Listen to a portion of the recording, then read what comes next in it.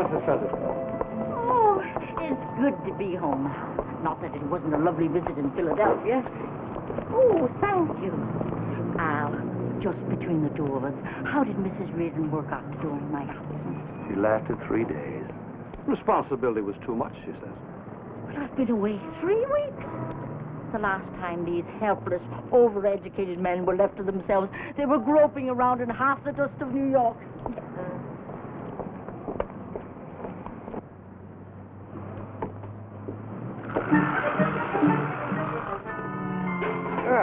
Hi, Al. How's the boy? Who is that? That is Mr. Delaney. He's the new sexton. No one consulted me.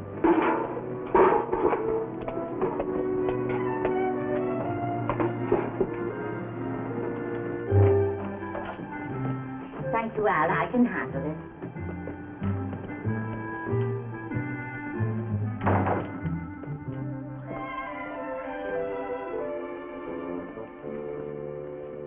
Mrs. Featherston, we didn't expect you back from Pittsburgh so soon. Philadelphia, Father. Oh, it was Philadelphia, wasn't it? New vase, Father?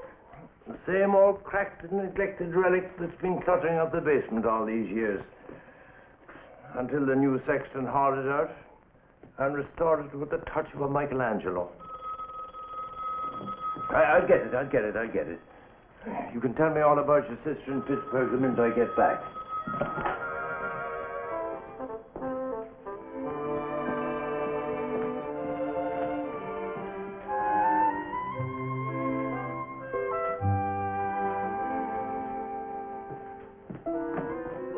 Well, Mrs. Featherston, welcome back from Philadelphia. Thank you for remembering, Father. Here, have one of these. The new sexton baked them a while ago. Al Romani, telephone. Coming. Would you hold these for me, please? And try one yourself. They're flaky and delicious. Flaky and delicious.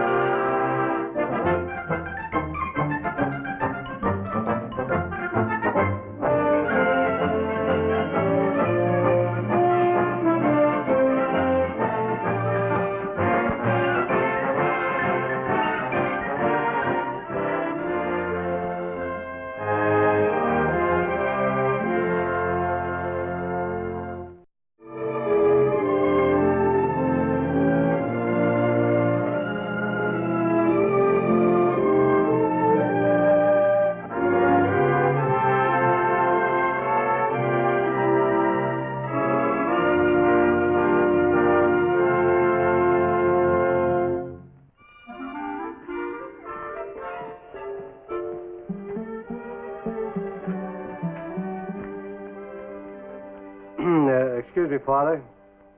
Oh, hello, Chuck. Well, how did the game go? Did our boys win? Yep, 24-17. Oh, by the way, Chuck, did you see this about Bishop Kegel coming to New York? Mrs. Featherston called it to my attention several times. About 200 times. Which doesn't surprise me. Of the 30-odd million people who watch the bishop on television every week, he has no more ardent supporter than Mrs. Featherston. The Most Reverend George F. Kegel of San Francisco, better known to millions of television viewers as the Vicar of Video. Well, frankly, I don't like that expression. But I can tell you right now, it never came from the bishop. Ah, he does a grand job on the TV, doesn't he? Yes, he's the best we've had since Bishop Sheen battled it out in the rating wars with Uncle Milty. You know, he was my curate here once. Have I ever told you that? Yes, I believe you've mentioned it several times. It's no mystery to me that the bishop enjoys the vast audience he does. It's his grand Irish personality, plus the desperate need for wholesomeness that people have these days. Yes? Oh, well, put him on. It's the reporter from the tablet. Ah, Mr. Boring. Oh, just fine, thank you. No trouble at all. You're correct. Yes, Bishop Kegel was my assistant here at St. Dominic's. Later, he was chaplain at Sing Sing. And then... Oh, you already have that. Oh, come in, Francis. It's a grand day for St. Dominic's. Later, he was commissioned a chaplain in the Marines. Received the Purple Heart, the Legion of... You do have that. Mm-hmm. And then he was rector at the seminary. The same one that he attended himself. Oh, you have that too? Well, you might put in that the pivotal turn in his career came with his appointment as auxiliary bishop of the West Coast Diocese of... Oh, you have that too? Well, feel free to call anytime. Anytime you like. Always happy to fill you in. You're welcome, I'm sure. Something wrong, Francis? Oh, not really, Father. The halyard on the flagpole over at the school is jammed. Can't get the flag either up or down. You need any help? Oh, under control, Father. Mr. Caldwell has said he'll come over from the center to lend me a hand. Oh, fine, Francis, fine. Just be careful when you're working up there. It's a long way to the street, you know. Yes, we'd much rather have the flag halfway up than you all the way down. Father, will Bishop Cagle be staying here in his old parish? Well, not very likely, Francis. His schedule will be too busy for that. He'll most likely be staying at the Cardinal's residence. Of course, I'll be over to see him. Oh, of course, Father. Oh.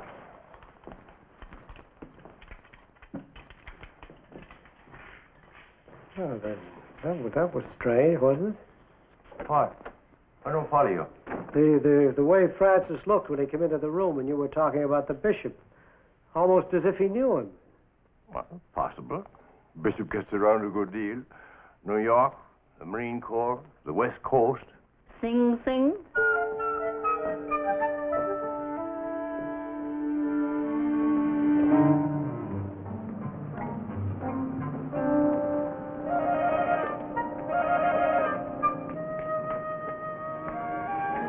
It's no good, Tom. I'll have to clear it from above. I'll do it, Francis. Tom, I'm an old sailor. And remember, many brave hearts are asleep in the deep, so watch it, pal.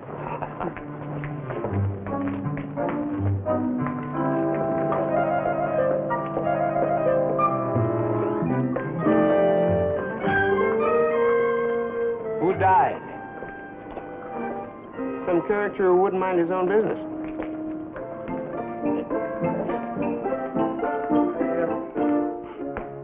I've been thinking about George Cagle and you. Well, I hope not too unfavorably. Now, I'm not suggesting that St. Dominic's is necessarily the cradle of the great.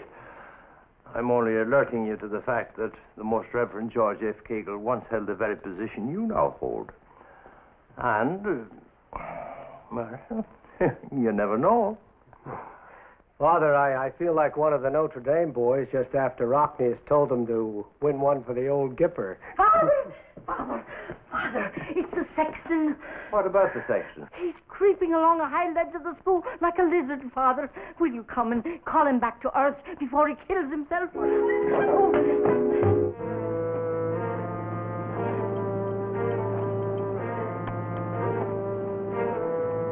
Easy, Francis, easy.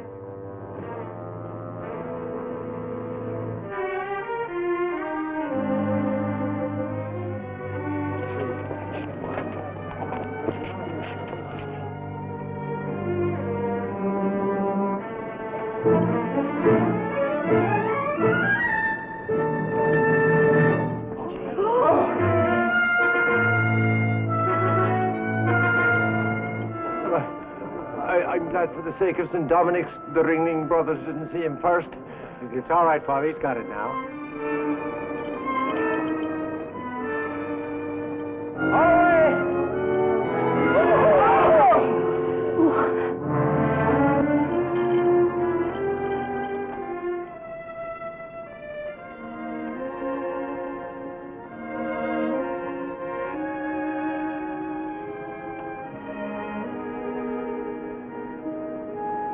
I was sure he'd break his neck this time.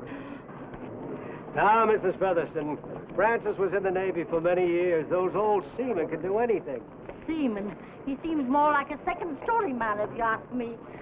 I said that to him the other day. I said, Francis Delaney, you were never in the Navy. And what did Francis say? But he just smiled in that funny way he has.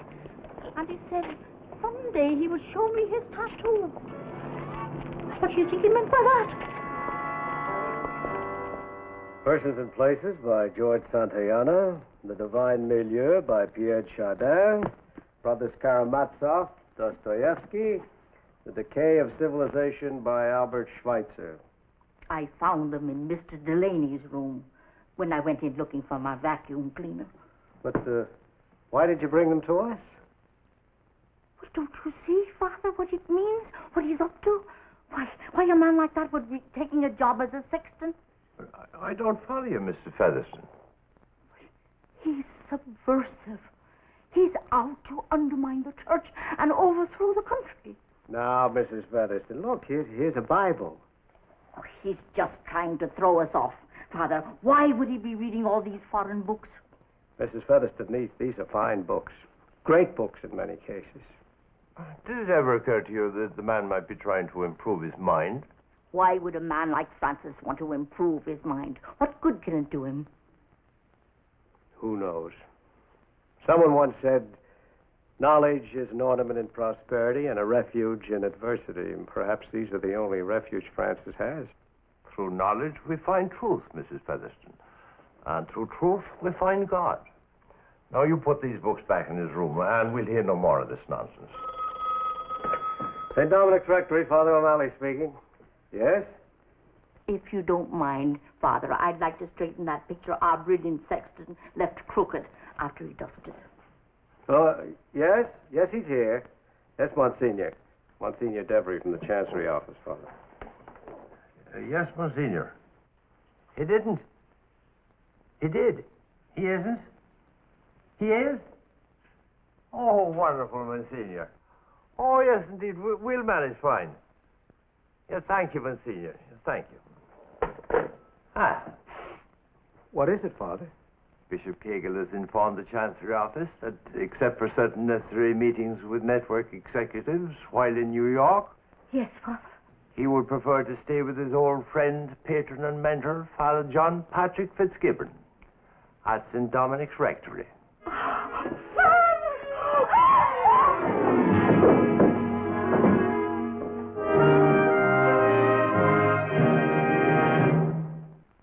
Children, when I open the door, we'll just suppose that Bishop Cagle is standing there.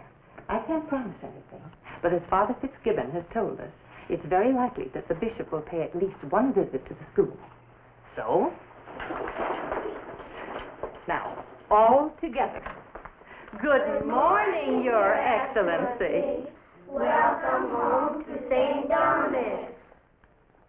Well, very flattering to be mistaken for a bishop. Fact is, I haven't made sergeant yet. I'm sorry, Father. We were just rehearsing. Oh, don't apologize, sister. This is the best tonic I've had in some time. The children are so excited. Not only a bishop, but a war hero and a television star. Sure. Do we know yet when to expect the visit? Well, I think his plane's due in tomorrow at 5 o'clock. And I gather you're all ready. Oh, yes. Virgil, would you like to have Father O'Malley hear your greeting to the bishop? Yes, sister. The rest of you may be seated. This is Virgil's own composition. Oh. Now, Virgil. Your Excellency, fifth grade of St. Dominic salutes you. We respectfully hope that everything here suits you. With happy hearts did we await your visit from the Golden Gate. And remember that where'er you roam, St. Dominic's bids you welcome home. Well, that's great, Virgil. Just great. I only wish I could stay for a second chorus. Thank you, sister. Thank you, Children. Father. All right, children, all together, once more now. Good morning, Your Excellency. Welcome home to St. Dominic's. Francis? Have you seen Francis, Mrs. Featherston? I have not. Where do you imagine the good man could have gone?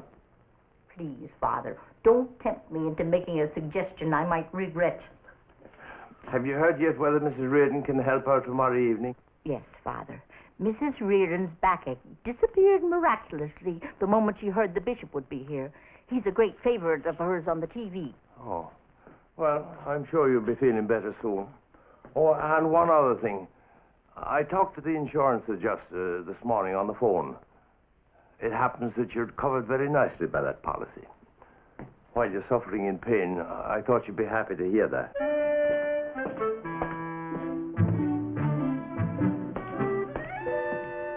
Francis! Francis!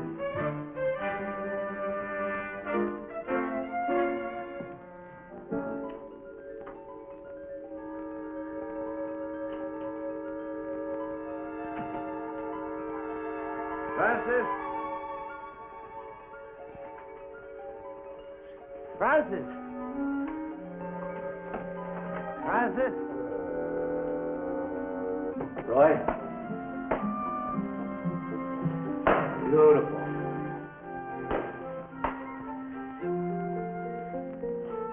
Beautiful. Ken? Good. All right, the next problem. Ninth inning, score tied. Man on first, nobody out. What's the sign? Bunt. Yeah, I know, but what's the sign? Right. Father wants to see you, Father. Oh. All right, boys, you go ahead. Watch the windows, huh?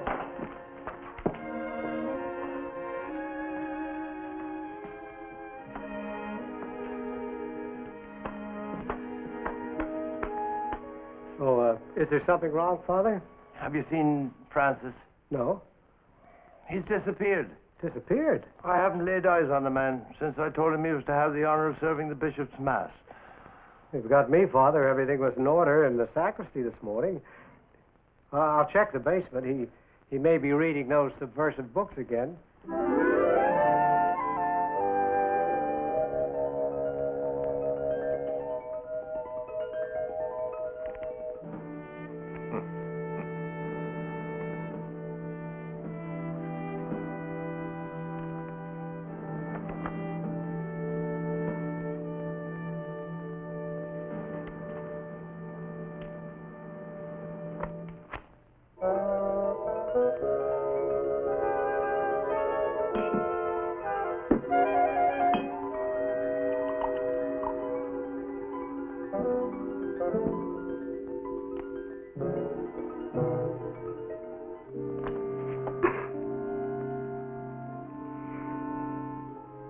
I couldn't possibly face you, Bishop Gagle.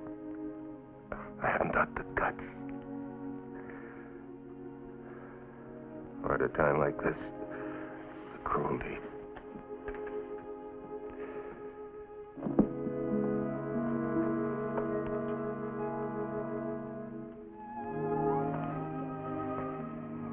Forgive me once more for this weakness. All the mistakes of the past.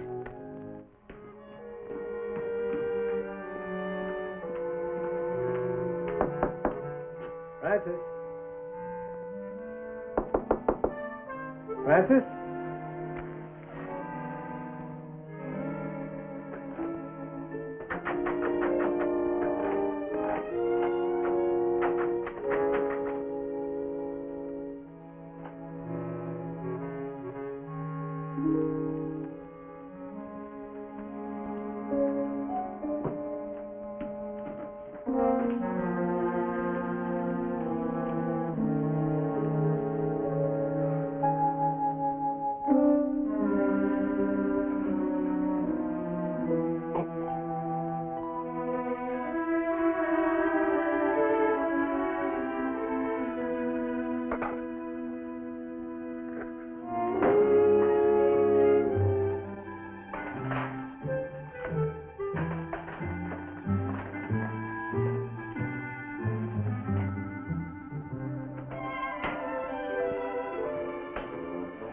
I do hope Mrs. Reardon will prove to be some help when the bishop comes. I don't mind telling you, I'm very much worried about Francis disappearing like this. Father, There was something very odd about the sexton when I saw him last night. In what way? Well, I don't want to be uncharitable. Speak up. He looked like a man who had just peeped into a stranger's coffin and found himself inside. Mrs. Featherston, are you sure it was only your arm you fractured when you tumbled off that stool? Father Fitzgibbon. I'm sorry, but there are times when your imagination is too much for me.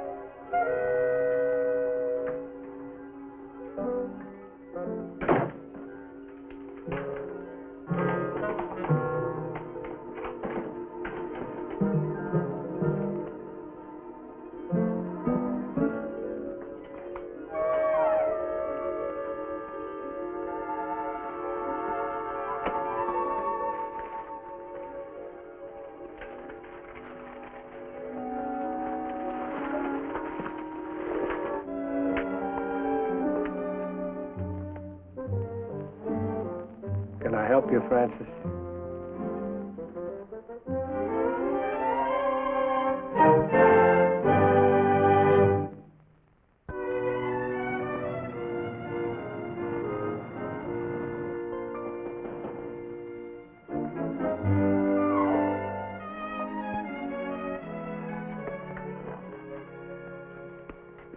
Oh, what do you know? Oh. It happens to the best of sailors, Tom. I shanghaied this one and brought him here for strategic reasons, you might. Please, gentlemen, please. Tom, don't worry. I'm the kind of drunk that reels but rarely, and has never been known to fall down. I didn't know you had it in you, Francis. Oh, I've got it in me, all right. A full quart, if you must know. Well, how about a quart or two of black coffee? I would rather be dead. You can use a little bit more of this, can't you, Francis? Guess I can't fight City Hall. You know, Tom, it's really very good coffee. My only objection is that it cancels out the splendid package it's taken me all day to acquire. Okay, Francis. What's this all about? You didn't drain that bottle to build a ship in it. No, Father.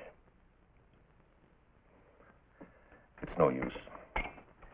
Happy as these weeks have been, and grateful as I am to Father Fitzgibbon and to yourself, I can't go back to St. Dominic's. Francis, with the bishop coming tomorrow and Mrs. Featherston limping around on one wing, why, it'd be treason to walk out on us now. Well, I've met Bishop Cagle before. I sort of figured that. In the Marines? No, not in the Marines. Not in Sing Sing? Oh, no. In the seminary.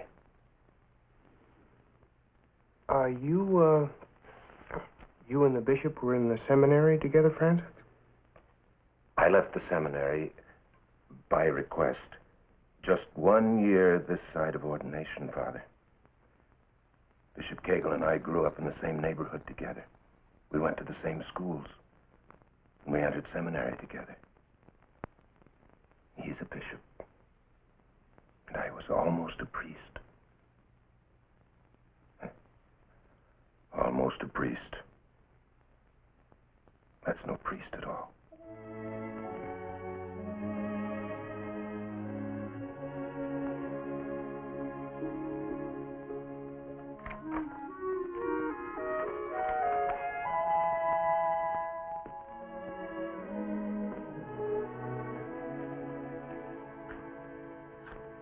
I just thought I'd leave you with a cup of tea before I said goodnight.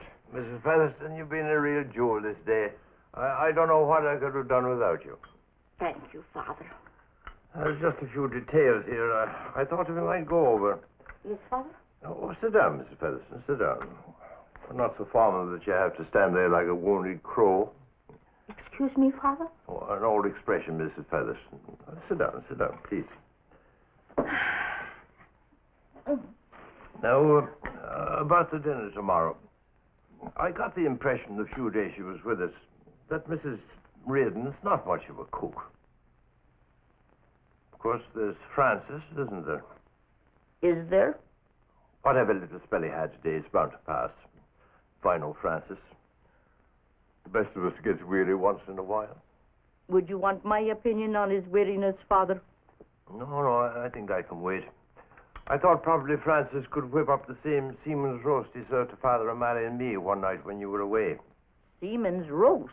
A sort of pot roast. Had the subtle breath of something that might even have been seaman's grog. But it was certainly delicious. That doesn't sound to me like anything that should be served to a highly spiritual man. Oh, Mrs. Featherston, a hearty man like the bishop will have to take on a great deal of fuel between now and the day he'll float lightly into paradise. In fact, when the bishop was a young, hard-working curate in this parish, there were days he could eat his own weight. What happened in the seminary, Francis? Father, what's it matter what happened? The main thing is that they threw me out for good and sufficient reason. I'm sorry. I wasn't prying, Francis. I just thought that it might help a little in the event you wanted to talk. Gentlemen, if this is the theological hour, I won't spoil it. Oh, no, Tom, I'm sorry. It's better with you here. 27 years. I suppose that seems like a long time to most people. To me, it's less than the day before yesterday. Perhaps that's because that's when it stopped for me. Father, I was number 1. The top of my class. Did you ever hear of the Reverend Aloysius Norbert Murphy? I doubt it, Francis. It's not a name I would easily forget. The rector at the seminary. A pious man, heaven rest him. And as dedicated as Joan of Arc, the great Teresa, and the boy on the burning deck. We seminarians had a nickname for him. King Kong. No doubt because of his great bushy eyebrows and his extraordinary ability to move from one place to another as though he were swinging from branches.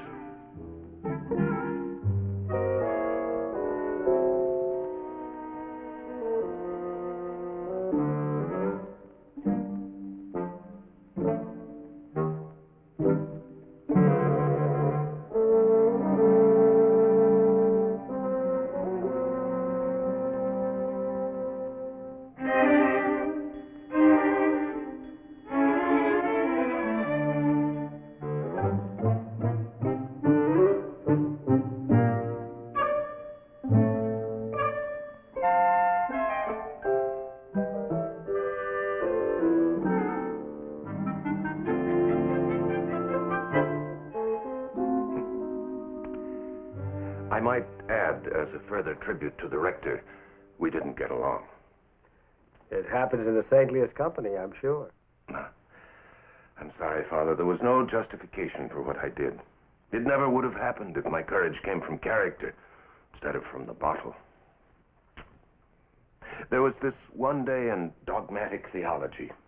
I gave a rather flip answer to a serious question, and the rector chewed me out in front of George Cagle and the rest of my good friends. I was trying to be funny, I suppose, which is a form of cruelty when your victim is a good man the Lord chose to fashion without humor of any kind. Later that week, I had to go into New York by myself. I hurt my knee playing basketball. I was even the captain of the team. I had to go in for an x-ray. Well, instead of going to the doctor's, I headed right for the nearest bar. Oh, it wasn't the first time I'd started drinking on vacations, and once in a while up at the Sem. But no one suspected.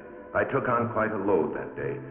I went for a walk, thinking bitter thoughts of the rector and how I might manage to scale the walls of his great and personal grandeur. Then, all of a sudden, passing a costume shop, I saw it. A great ape suit. King Kong himself.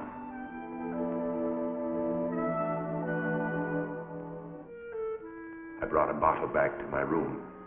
Fortified with another half a quart, I headed for the rector's room with King Kong stuffed with newspapers.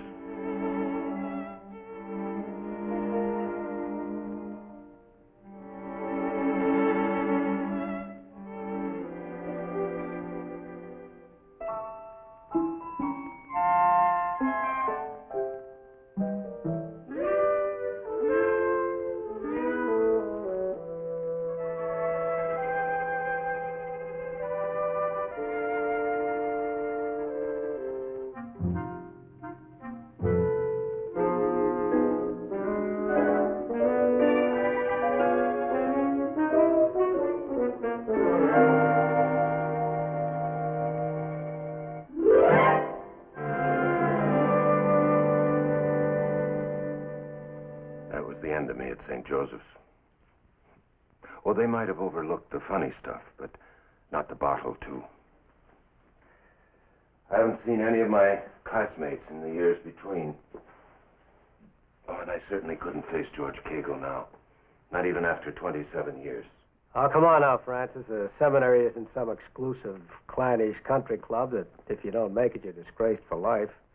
Think of the men we both know who left the seminary because the authorities, or they themselves, decided it wasn't for them, who went on to be a great success and live fine, happy lives. Oh, I went on to other things. Everything I did, I failed at. I've forgotten some of them, most of them. What I can't forget is that first failure. And what I did to George Cagle. What did you do to him? Oh, Father, I was like a hero to George Cagle. I was #1 in his book, too. He was so upset he almost left the Sem. I let him down. Just as I let down everyone who believed in me. Me, Francis, Xavier, Delaney, the fair-haired boy. Oh, come on now. The bishop would like to see you. He's a fine, warm-hearted human being. I know. George Cagle did everything right. Chaplain, war hero, bishop. And I've done everything wrong. Oh, no. I couldn't face George Cagle. No, it's wisest not to try. All right.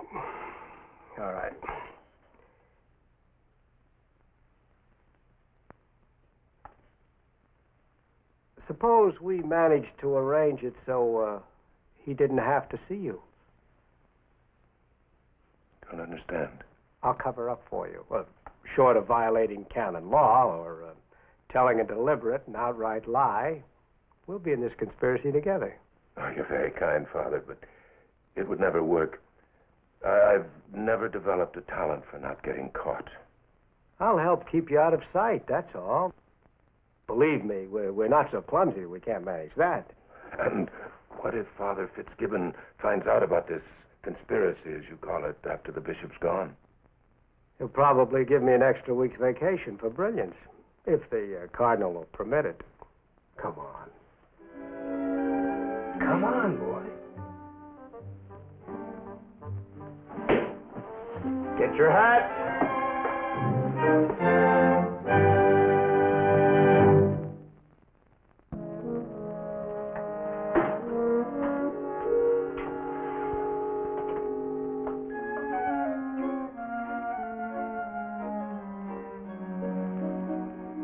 Say that I ever saw a seaman's roast before, Mr. Delaney. Well, that's understandable, Mrs. Reardon. I doubt if you were ever in the Navy. Oh, it smells magnificent. What's that you're basting it with? Memories, mostly, Mrs. Reardon. Oh, memories of John Barleycorn, if you ask me.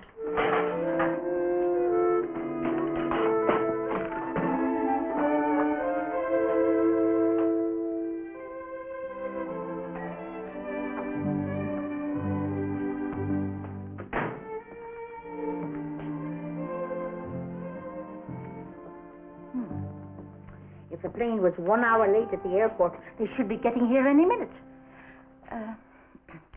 The bishop, as you may not know, Mr. Delaney, has lectured at both Oxford and the University of Dublin, where it's the custom to address a bishop as my Lord Bishop. Yes, Mrs. Featherston. As a much-travelled man, is that how you would address him, Mr. Delaney, or would you say Your Excellency? Oh, I'd say one horse is as good as another, Mrs. Featherston. Besides, the bishop is not the kind of man that would really care. How do you know that? Well, the things one hears, I suppose. Well, now, ladies, if you'll excuse me, I think everything's about ready. You can't do this to me. Do what to you, Mrs. Featherston? Walk out on us now. With all due respect to Mrs. Reardon, she's had no experience whatever in things like, well, pardon the expression, Mr. Delaney, pagan feast. Oh, well, Mrs. Featherston... Well, Father O'Malley, will you please tell the sexton that he can't just up and walk away from his responsibilities? But everything's ready except for the roast. It has only to be served. But I'm no good at this sort of thing, Mr. Delaney. We're going to need your steady hand.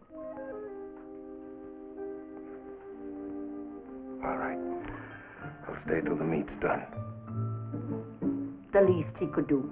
Let's check on the dining room, Mrs. Reardon, again. What are you worried about? You know what I'm worried about. He used to live here. It'd be perfectly natural for him to wander out here into the kitchen. Well, stop worrying. I'll do something about it. It'll be the first time I ever raced the bishop through the door. And another thing. The bishop, he's here. Steady as she goes, Francis. Steady as she goes, Father. And then Mrs. Keneally said to me, Father, there's nothing in the catechism or the whole kit and caboodle of theology to convince me I hadn't a perfect right to hit my husband with a soft-boiled egg. They're not still in the parish, are they? Golden anniversary a month ago. 47 grandchildren, at last account. And they're still cooking soft-boiled eggs. They still may be cooking soft-boiled eggs, but their throwing days are over. Your Excellency. Oh, thank you, Mrs. Reardon, Your Excellency. Reardon, of course. We have a Reardon on the television crew in San Francisco. Would he be any relation? No, but my boy was in the Marines, 3rd Division. Fine outfit. He was a sergeant. Decorated he was, too, by General MacArthur himself. Mrs. Reardon, I have something for you here. I hope you like it. Oh, they're beautiful. Thank you, Your Excellency. Listen to her, monopolizing the conversation. I'm going to carry something in there with my one hand if it has to be a broom. Well, here, Mrs. Featherston, try this. Thank you, I will. Oh!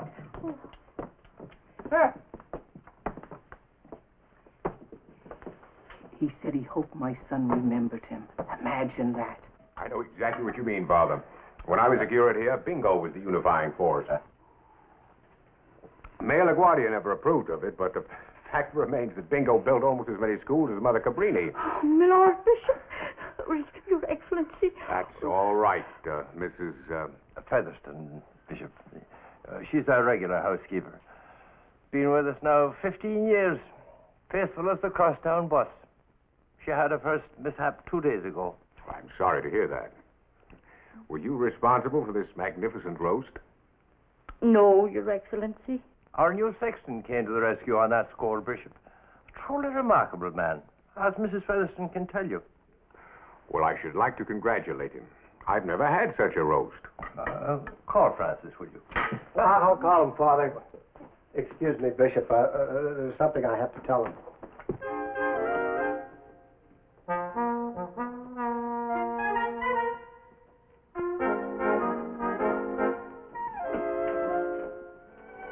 Where's Francis? Oh, the sexton? That's right, Mrs. Reardon, the sexton. Why, he just went out. Well, then you'd say he's not here. No, he's not here. Thank you, Mrs. Reardon. That's just what I was going to tell him inside. And it's a sin to lie to a bishop. Yes, Father. A present from the bishop? Yes, Father, but does this seem like a very spiritual gift to you? I suppose not, except that, the Lord made ducks. I'm sorry, Father, but Francis isn't in the kitchen. He went out. Oh, well, that's too bad. I was just telling the bishop he's far and away the finest sexton in the Archdiocese of New York. And a great cook, too. I wish he'd been here in my time.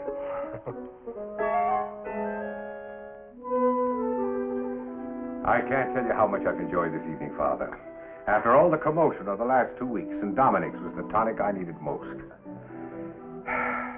If this wasn't a real homecoming, then the Knights of Columbus is a subversive organization. Ah, thank you, Bishop. That's assurance enough for me. Can't we get you anything else? The one other luxury I'm looking forward to is a rare night's rest. I'll go upstairs with the pastor now and let him boss me around, as he always did. See you in the morning, Chuck. Good night, Your Excellency. Good night, Good night, Father. Chuck.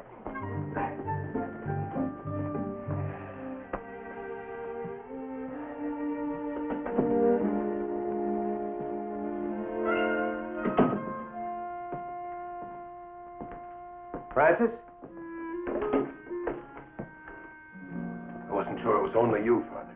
You can relax now, Francis. Stop hiding as if the blackened hands were after you. They're on their way upstairs. I see you got stuck with all the dishes. Oh, I don't mind really, Father. Mrs. Reardon gets tired very easily. Really, she does. All right. I'll go turn off the lights in the church and look out. Oh, you go to bed. You've got the early mass in the morning. Don't argue with me.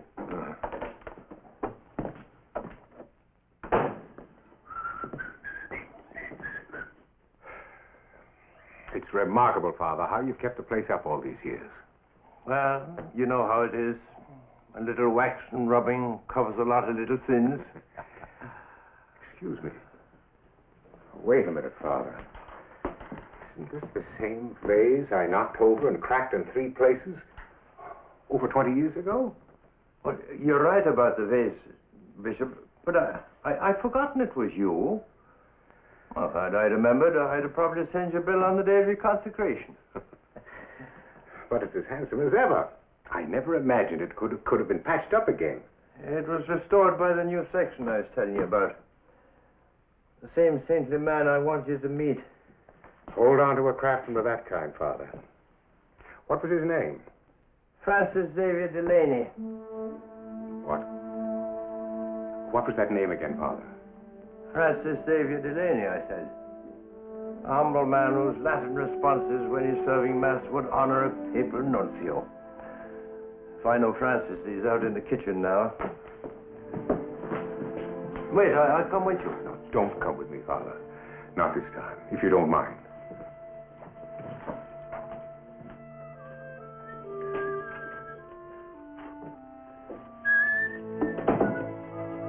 Go to bed, Father. Francis?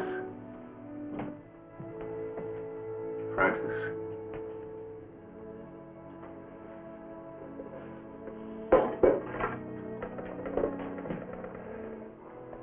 Is it really you? I'm sorry. I thought it best for you not to know. Not to know. What, Francis? Oh, I spell it out.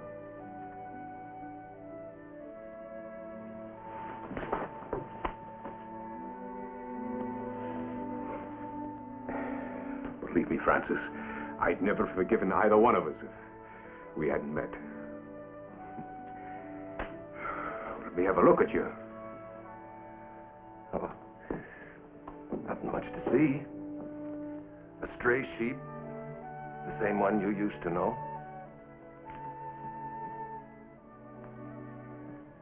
What is this, Father? What's going on in there? Auld Lang Syne, Father. Auld Lang Syne with Irish overtones, if I'm any judge. All we need now, Francis, to restore our youth would be Eddie Garvey, Fogarty, and Augie Hessler to join us in a session like this. Especially if we could have the rector, Lord have mercy on his soul, prowling through the hall. He's a funny man, that Fogarty. He's a Monsignor in Seattle now. You remember him? Oh, yes. all of them. Fogarty, Garvey, and Augie Hessler. You know, we meet here and there, and we always talk about you. You and your jokes. You know, I remember the time you were lifting weights in the gym. And Father Kenny, you remember, prefect of studies, he said, Francis, aren't those things heavy? And you said, not as heavy as your lectures, Father. You remember that? Of course. Those laughs from you got us over what at times were very difficult days. Funny. I always thought you and the others, well, that I was just someone you never mentioned. Why, Francis? Because I failed. The big man at the SEM, the one who wasn't supposed to fail. The shining light that put itself out in a bottle. Francis. We all of us fail in so many ways. Why, do you know that no matter how hard I try, no matter how hard I pray, I'll never have a rating higher than Wagon Train? Oh. Francis, how many in our class at the seminary left? Oh, but none of them in disgrace. Did you ever reason, Francis, why you started drinking? Why you took that bottle back to your room? You knew you'd be dropped for that. Did you really, subconsciously, want to get kicked out? Because you knew it wasn't for you? And you didn't want to walk away from it because you thought it would be letting us and your folks down. The drinking, the King Kong episode, took the decision out of your hands. George, it would take you, after all these years, to put your finger on exactly what I was running away from. No wonder they made you a bishop. I thought it was because I looked good in red.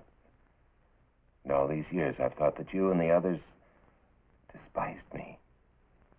Oh, we worried about you, Francis.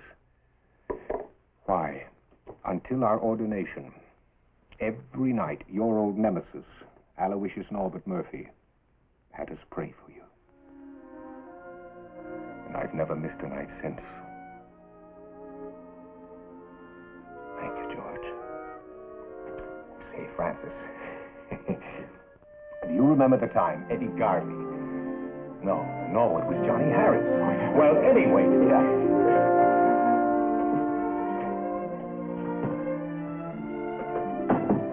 Good morning, Mrs. Featherston. Good morning. Francis, Yes, Mrs. Featherston? I must say the spotless condition of the kitchen this morning does you credit. Well, thank you, Mrs. Featherston. You're quite welcome. There's fresh coffee on the stove. Uh-huh. Tell me, did you meet the bishop last night? Oh, yes. Oh? Well, I see. Well, tell me something else then, because it still has me puzzled. Did you call him Your Excellency or My Lord Bishop? Neither, Mrs. Featherston. I called him George.